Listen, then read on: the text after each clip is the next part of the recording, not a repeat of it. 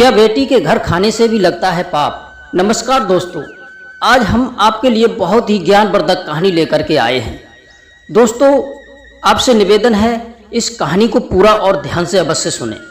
यह कहानी बड़ी ही शिक्षाप्रद और आपके लिए मोटिवेशनल होने वाली है। दोस्तों, कहते हैं कि क्या लड़की के घर खाने से जन्मों जन्मों तक पाप भुगतने पड़ते हैं? क्या जन्मों तक इन्हीं पापों को झेलना पड़ता है? क्या मनुष्य इन्हीं पापों के पश्चाताप में उम्र भर जलता रहता है? तो दोस्तों, सत्य क्या है और झूठ क्या है, आइए जानते हैं इस कहानी के माध्यम से। दोस्तों, काफी समय पहले की बात है। किसी नगर में एक बहुत ही सज्जन परिवार रहता था।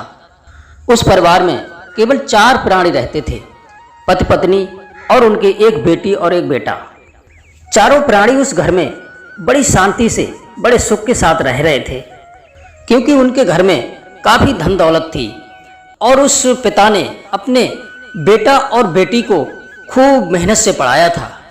पिता ने अपने दोनों बच्चों के लिए एक नगर से थोड़ी दूर पर एक अच्छे से विद्यालय में एडमिशन करवा के उन्हें अच्छी सी शिक्षा दीक्षा दिलाई। दोस्तों, वो दोनों बच्चे पढ़ते गए और पढ़ते पढ़ते समय गुजरता चला गया और उनकी शिक्षा भी पूरी हो गई और पढ़ाई के साथ साथ वो जवान भी हो गए। बेटा बेटी की पढ़ाई भी पूरी हो चुकी थी और वे दोनों शादी के लायक भी हो चुके थे। एक दिन पिता ने अपने बेटे से पूछा, बेटा, तुम्हारे रिश्ते के लिए लोग रिश्ता घर पर लेकर के आ रहे हैं। पिता ने कहा, बेटा, अब तुम विवाह कर लो, क्योंकि हम भी अपने फर्ज से मुक्त हो जाएंगे। दोस्तों, पिताजी की ऐसी बात सुनकर के वो बेटा कहने लगा, पिताजी माफ करना, मैं अभी शादी नहीं कर सकता, क्योंकि मैं आप पर बोझ बनना नहीं चाहता। पिता ने कहा, बेटा, विवाह क्यों नहीं कर सकते? ऐसी ऊटपटांग बातें क्यों कर रहे हो? दोस्तों, तब बेटे ने अपने पिता को जवाब दिया कि पिताजी, मैं सही तो कह रहा हूँ, क्योंकि जब तक बेटा कमाने के लायक नहीं हो जाता तब तक वह अपने माता पिता पर बोझ की तरह ही रहता है। क्योंकि जब मैं शादी कर लूँगा तो मेरा खर्चा और मेरी बहू का भी खर्चा आपको ही उठाना पड़ेगा। इसलिए मैं जब तक मुझे कोई कमाने का जरिया नहीं मिल जाता तब तक मैं शादी नहीं कर सकता। मैं आप पर बोझ नहीं बनूंगा। इसलिए पिताजी, मैं विवाह नहीं कर सकता हूँ। आप मुझे क्षमा करें। अगर विवाह करना ही है तो आप हमारी छोटी बहन का कर दो। दोस्तों, उस पिता ने अपने बेटे की बात मान करके कुछ दिनों के बाद अपनी बेटी का रिश्ता एक अच्छे परिवार में तय कर दिया और उसका विवाह भी कर दिया। जब बेटी की शादी हो गई, कुछ दिन के बाद उस बेटे की भी सरकारी नौकरी लग जाती है और वह बेटा नौकरी करने के लिए शहर में चला जाता है। दोस्तों, अपने बच्चों की इस तरह की जिंदगी को देख करके वो माता पिता बड़े खुश रहने लगे और कहते भी हैं, जिसकी औलाद सुखी तो उसके माता पिता पहले सुखी। दोस्तों, अपने बच्चों के इस तरह के करियर को देख करके वो माता पिता बड़ा खुश रहने लगे, रात दिन प्रसन्न रहते थे।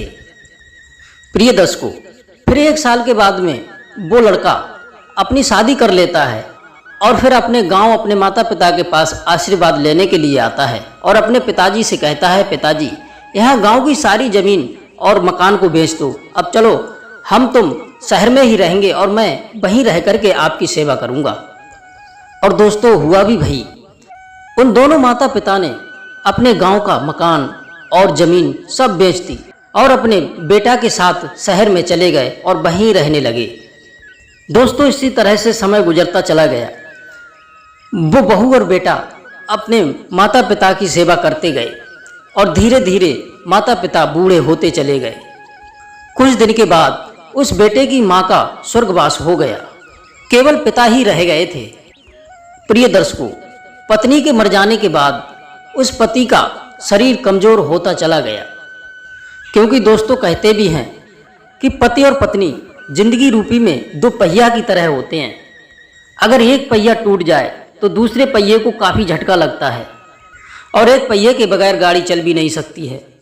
और वही झटका उस बुजुर्ग को उसकी पत्नी मर जाने के बाद लगा, जिसके कारण वह दिन पर दिन कमजोर होता चला गया। दोस्तों, उस पिता को बीमारियों ने घेर लिया। यह सब देख करके उसकी पुत्र वधू उससे घृणा करने लगी और नतीजा यहाँ तक हुआ कि उस पुत्र वधू ने उस पिता के बेटे से कह ही दिया कि आप अपने पिता को वृद्ध आश्रम में छोड़ आओ। अब मेरे बस की बात नहीं है कि मैं इनकी सेवा कर पाऊँ, और मैं नहीं चाहती कि इन बीमारियों का प्रभाव हमारे बच्चों पर पड़े। मैं ये नहीं चाहती कि आगे चल कर के हमारे बच्चों के लिए किसी प्रकार की कोई परेशानी हो, कोई दुख बीमारी हो। इसलिए आप मेरी बात मानिए, अपने पिता को वृद्ध आश्रम में छोड़ आइए। प्रिय दर्शकों, और वही हुआ।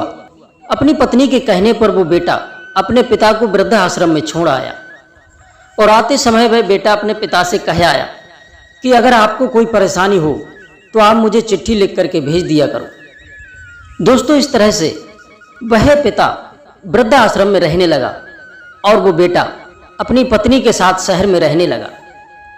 प्रिय दर्शकों, एक दिन जब वह बूढ़ा व्यक्ति परेशान हुआ तो उसने अपने बेटे के लिए एक चिट्ठी लिखी, और वो बेटा समय पर नहीं पहुंच पाया। इसलिए उस पिता को काफी कष्ट उठाना पड़ा, काफी परेशानियों का सामना करना पड़ा। दोस्तों, पहले जब किसी को कोई संदेश भेजना होता था तो चिट्ठियां ही चलती थी। चिट्ठियां लिखकर ही वो संदेश भेजा जाता था। इस तरह से एक दो बार तो वो बेटा वृद्ध आश्रम पहुंच गया, लेकिन उसके बाद में फिर कभी वो वृद्ध आश्रम में नहीं गया। जब वह बेटा वृद्ध आश्रम नहीं पहुंचा तो बूढ़े पिता को बड़ा कष्ट हुआ, और वह सोचने लगा कि बूढ़े बाप के लिए एक बेटा ही सहारा होता है, उसने भी आना छोड़ दिया। ये सब बातें सोच करके वह पिता बड़ा ही दुखी हो गया।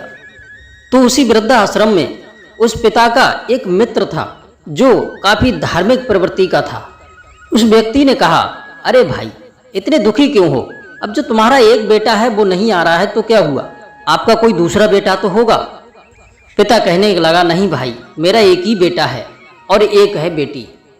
अपनी बेटी का मैंने विवाह कर दिया है, वह तो अपनी ससुराल में है। यह सुनकर के वो उसका मित्र कहने लगा, तो अपनी बेटी के लिए चिट्ठी लिखो, उसे बुला लो और अपनी बेटी के घर चले जाओ। तब वह बूढ़ा बाप कहने लगा, नहीं भाई, मैं अपनी बेटी के घर जाऊंगा और अपनी बेटी से सेवा करवाऊंगा, ऐसा कदापि नहीं होगा। मित्र ने जवाब दिया, इसमें क्या बात है? बूढ़ा पिता कहने लगा, नहीं, मैं बेटी से सेवा नहीं करवाऊंगा। यदि मैं बेटी से सेवा करवाऊंगा और उसके घर का खाऊंगा तो मुझे बहुत बड़ा पाप लगेगा, क्योंकि लोग कहते भी हैं कि अपनी बेटी के घर का पानी भी नहीं पीना चाहिए। प्रिय मित्रों, अपने मित्र की ऐसी बात सुनकर के वह कहने लगा, अरे भाई, तुम कैसी बेतुकी बातें कर रहे हो? कहाँ तुम पुरानी प्रथा को दिमाग में लेकर के बैठे हो? मित्र, तुम नहीं जानते, एक पिता के लिए जैसा बेटा होता है वैसी ही बेटी होती है। यदि बेटा सेवा नहीं कर रहा है तो पिता अपनी बेटी के घर जा सकता है। बेटी के घर रहने से कोई पाप नहीं है, क्योंकि बेटी का दर्जा बेटे से बड़ा होता है। अपने मित्र की इस तरह की बात सुनकर के पिता कहने लगा, नहीं भाई नहीं, बड़े बड़े विद्वान लोग कहते हैं कि जो लोग अपनी बेटी के घर खाना खाते हैं, अपनी बेटी के घर पानी पीते हैं, उन्हें बहुत बड़ा पाप लगता है। प्रिय बंधुओं, तब वह मित्र उसे समझाने लगा कि शायद तुमको इस बात का ज्ञान नहीं है। इन ब्राह्मणों और विद्वानों ने इस समाज के लिए इतना डरा दिया है कि वह अपनी बेटी के घर खाना खाना या उसके घर रहना इसको पाप समझता है। वास्तव में जो उच्च कोटि के ब्राह्मण हैं, अगर वो धर्म के मर्म को जानते हैं तो वो कभी ये नहीं कहेंगे कि बेटी के घर रहने से पाप लगता है। जो ब्राह्मण उच्च कोटि के नहीं हैं, जो पैसा पैदा करते हैं और उन्हें धार्मिक ज्ञान नहीं है, ऐसे ब्राह्मणों ने इस समाज को डरा करके रख दिया है कि बेटी के घर खाना नहीं, बेटी के घर पीना नहीं, इससे पाप लगेगा। इस तरह की उल्टी सीधी बातें करके समाज को डरा दिया है। मित्र अपने मित्र को समझाने लगा, मित्र, पहले पिता के पास इतना होता नहीं था कि जो अपनी बेटी को दे सके, केवल अपनी बेटी का विवाह ही कर पाता था। इसलिए लोग कहते थे कि अपनी बेटी के घर रहना या खाना उसके यहाँ रहने से पाप लगता है। और पहले के पिता भी अपनी बेटियों को अपनी जरजमीन में हिस्सा नहीं देते थे, जो देते थे वो अपनी बेटी के विवाह में ही दे दिया करते थे, बाद में कुछ नहीं देते थे। इसलिए वो बेटी के घर जाना पाप समझते थे। लेकिन अब तो पिता अपनी बेटी को अपनी संपत्ति में बराबर का हकदार मानते हैं और शादी विवाह में अपनी बेटी के लिए बहुत सारा धन भी देते हैं। इतना सारा दान दहेज दे देते हैं कि बेटी जीवन भर खुश रहती है। इसलिए बाप अपनी बेटी के घर नहीं जाता। लेकिन तुम इसके लिए पाप क्यों मानते हो? तब पिता कहने लगा, तुम मानो या ना मानो, ये पाप तो है। मित्र फिर कहने लगा कि फिर वही बात, ये पाप नहीं है, हमारा धर्म कहता है कि बुढ़ापे में कोई नियम नहीं होता है। हमारा धर्म कहता है कि अगर बेटा अपने पिता को छोड़ दे तो बेटी अपने पिता की सेवा कर सकती है, क्योंकि आपातकाल में कोई नियम नहीं होता और कोई पाप नहीं होता है। इसलिए मेरी बात मानो, तुम अपनी बेटी के घर चले जाओ और जाकर के वहीं रहो। प्रिय दर्शकों, फिर उस मित्र ने उस बूढ़े बाप की बेटी को एक चिट्ठी लिखी। अपने मित्र को बिना बताए ही चिट्ठी लिख दी थी, क्योंकि वो ये बात मानता ही नहीं था। दोस्तों, जब इधर उस बेटी के पास में वो चिट्ठी पहुंची तो बेटी तुरंत ही दौड़ी दौड़ी अपने पिता के पास चली आई और वो बेटी उस वृद्ध आश्रम में पहुंच गई अपने पिता के पास। अपने पिता की इस तरह की हालत को देख करके उसकी आंखों में आंसू भर आए। बेटी अपने पिता से कहने लगी, पिताजी, इसका मतलब ये है कि तुम अपने बेटे को ही मानते थे, अपनी बेटी को कुछ नहीं मानते थे। तुम इतनी मुसीबत उठा रहे हो और इस वृद्ध आश्रम में पड़े हो। जब हमारा भाई तुम्हें छोड़ करके चला गया तो तुम्हें उसी दिन हमारे लिए चिट्ठी लिखनी थी, क्योंकि हमें भी एक बार सेवा करने का मौका देना चाहिए। पिता अपनी बेटी से कहने लगा, बेटी, तुम्हारे घर रहने से, तुमसे सेवा करवाने से, तुम्हारे घर खाने पीने से मेरे लिए बहुत बड़ा पाप लगेगा। पिता बोला, बेटी, अगर मैं तुमसे सेवा करवाऊंगा तो मैं नरक में जाऊंगा। इस तरह की अपने पिता की बात सुनकर के बेटी कहने लगी, पिताजी, जिस तरह पिता के लिए एक बेटा होता है उसी तरह से एक बेटी भी अपने पिता के लिए होती है। अगर बेटा अपने पिता की सेवा नहीं कर सकता तो बेटी अपने पिता की सेवा कर सकती है। इसमें कोई दोष नहीं, इसमें कोई पाप नहीं होता है, इसमें कोई कानून अपराध नहीं, कोई दोष नहीं, कोई पाप नहीं। आप मेरे साथ चल सकते हो। पहले के लोग ये समझते थे कि बेटी के घर रहने से, बेटी के घर पानी पीने से या बेटी के घर खाने से बहुत बड़ा पाप लगता है।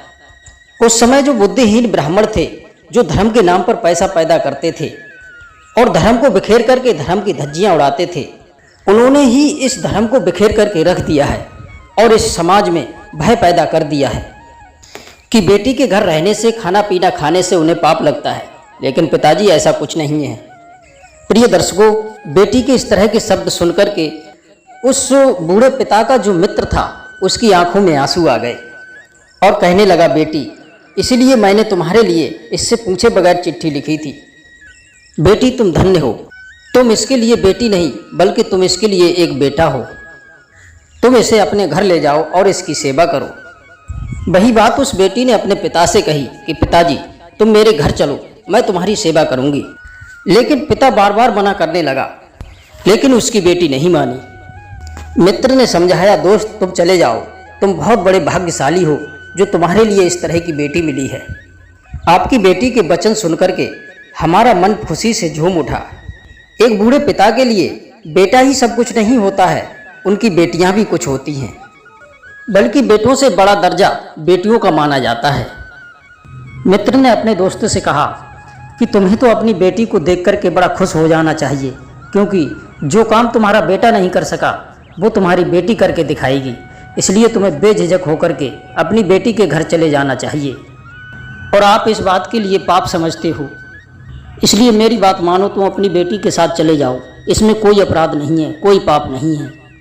इस तरह से वह बूढ़ा पिता अपनी बेटी के अधिक शब्द सुनकर के और अपने मित्र के समझाने पर वह अपनी बेटी और अपने दामाद के साथ चला जाता है। दोस्तों, तब वो बेटी और उनके दामाद उनकी बड़े प्रसन्न होकर के सेवा करते हैं और कुछ ही दिनों में वह बूढ़ा पिता फिर से अपने शरीर से स्वस्थ हो गया और आराम से वो अपनी बेटी के घर पर रहने लगे। तो दोस्तों, ये कहानी आपको क्या सीख दे करके जाती है? यही कि बेटी के घर रहने से, बेटी के घर खाना खाने से, बेटी के घर पानी पीने से कोई पाप नहीं लगता है। पुराने ज़माने में कहते थे कि बेटी के घर पानी पीने से या उसके घर खाना खाने से पाप लगता है, लेकिन ऐसा कुछ नहीं है। दोस्तों, कहते हैं कि एक पिता अपनी बेटी के लालन पालन के लिए कितनी मशक्क़तें करता है, कितनी मेहनत करता है, तो फिर वही बेटी अगर अपने पिता की सेवा करे तो इसमें क्या दोष है? बेटी का भी फर्ज बनता है कि समय आने पर वह अपने पिता की सेवा कर सकती है।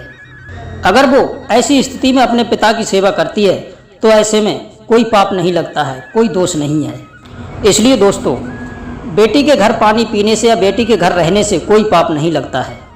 इस बात का भ्रम अपने दिमाग से निकाल दीजिए।